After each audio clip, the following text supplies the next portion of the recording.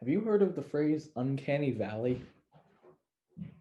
The uncanny valley is this idea where things that look human but are just off make us uncomfortable. These robots are totally fake looking. I mean, with a lot of these attempts to create human-like robots, I've always noticed this uncanny valley. There's something off about it. And I'd much rather have something that looks more like an animatronic bear than a plasticky human that doesn't blink. I think when something's just off, it appears to us as grotesque and scary. When you're getting into this idea of image and likeness, you're getting into this concept of beauty. So you're kind of creating a machine with static qualities.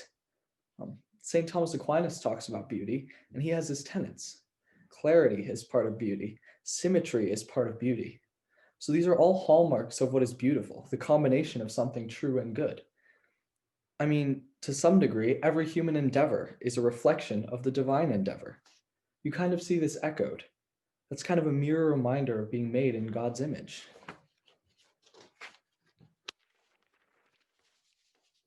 In some sense, all that we do is akin to a child mimicking his father's work.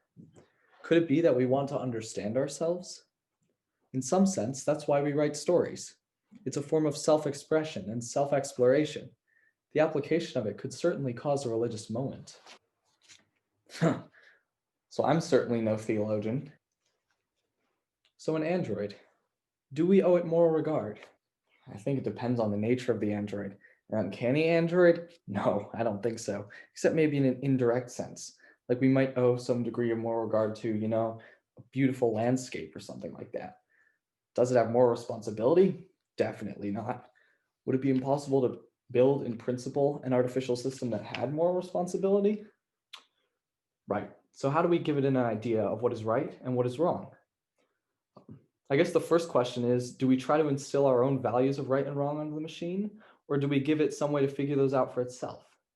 Go back to Isaac Asimov, the I, Robot series, right? He has rules, the 3 laws of robotics, which are an interesting start for what kind of rules we might give to robots. His stories are all about how the rules aren't really solid, rather flexible and fuzzy, and how that leads to all sorts of complications and interesting plots as a result of it. You have to write a program that would always stay inside the bounds, and within this program, there would be learning possibilities. Well, in the Gospel of John, there's a dichotomy between the world and Jesus. It's like, you are in the world, you're out of the world, you're in me, and you're out of my kind of thing. So it depends on where the robot's moral programming comes from. Our humanity and the different religions all begin to converge on one moral code. So if there was the ability for a computer to learn or to take in morality of the people around it, I think it would be a good thing. Just caution on where it would be taking this moral code from, because the thing is, we're also fallen, we're damaged. The world outside is trying to come up with a law through this fallen, kind of damaged lens. We have revelation from God, so we would say our moral code comes directly from God himself. It's a divine moral code. So that way, it's beyond questioning. In a sense, it just is. So I would say their computer should learn that code. That's a better code. Well, the only reason we're privy to the conclusion that humans have a moral compass is because we're humans, right? It's actually very hard to logically conclude that a race of beings who did not possess our moral compass would necessarily understand our moral compass in the same way that we do. They would understand it behaviorally, but that's not the same thing. You're talking about something much deeper than behavior. You're talking about a set of guiding metaphysical principles which dictate whether or not behavior is morally right or wrong. Will the AI ever cross into the moral landscape? I'm not sure that there's ample evidence that suggests that the essence of human thinking can be replicated. You can make a better case for getting a quantitative equivalent as opposed to a qualitative equivalent. It's also very important to define what we mean when we say morality, because there are 2 narratives of ethics that are diametrically opposed, which are often used synonymously. There's utilitarian ethics, and then there's true ethics. Out of flux, nothing but flux. If you start with a certain type of material or a certain category of material, no matter how much you mix that around, you will never result in a different category of material. If you start with the utilitarian ethics, you will never emerge into the truly ethical. In order for humanity to be ethical, in the sense of being able to operate within the ethical realm, you need the logical addition that God made man in his image. Evolution tells us scientifically how we might have come to be, but it doesn't tell us any of the moral attributes that differentiate us from every other species. So I think just looking at evolution, you have to turn to something more, to God. Because evolutionarily, we shouldn't have this high moral compass. You're basically asking, can you create a very complex, say, character in a book who eventually transcends the author and taps into the same reality as the author is tapping into? And a technical point of view is because it can do good, it can also do evil. Because we have an environment where there are two kinds of choices one can make. Some are given a value judgment of good, and others are given a value judgment of evil.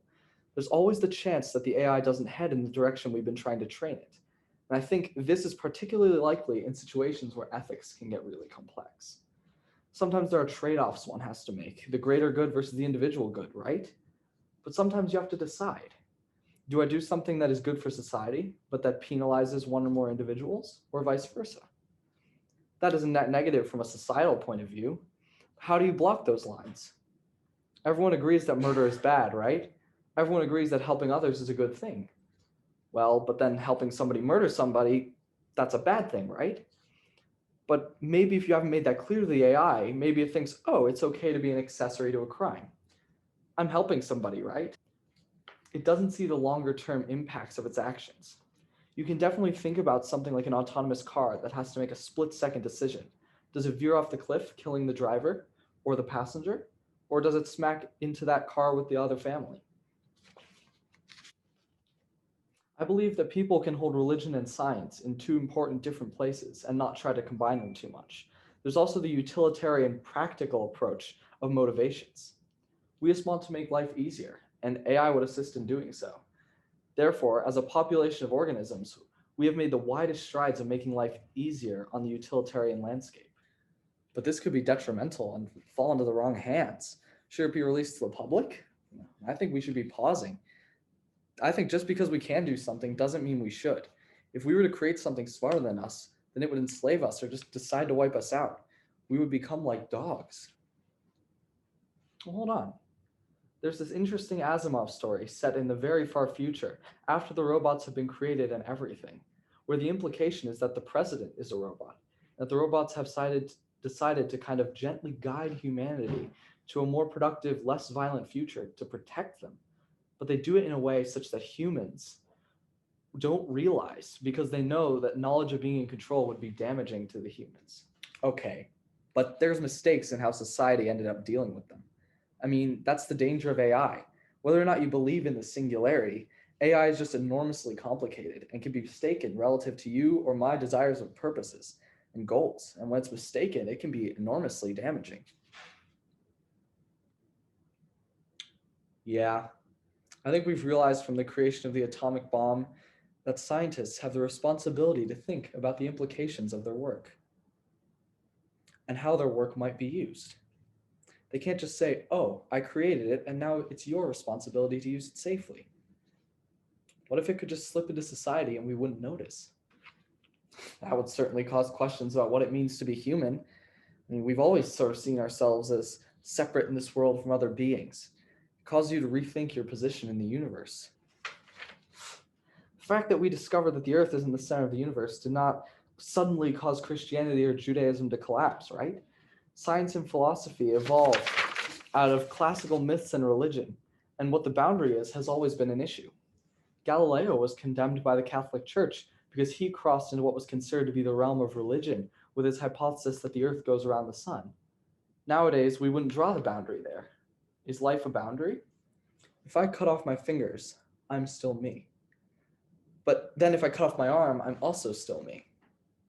If I cut off both arms, and so you may say, where do you stop cutting that you're no longer you? The soul isn't just the brain. The soul is spiritual. It doesn't have a location. It's outside of time. We are not just matter. We are also spirit. Our choices come from the soul side, not the physical side, although we need it. Even Einstein said there's transcendence. I mean, how do you explain why there's something rather than nothing? Well, now actually some physicists are trying to do just that. I don't know if they will succeed or not, but we keep pushing these boundaries farther and farther and farther. Are we giving it a soul? I'm glad my job as a professor is done.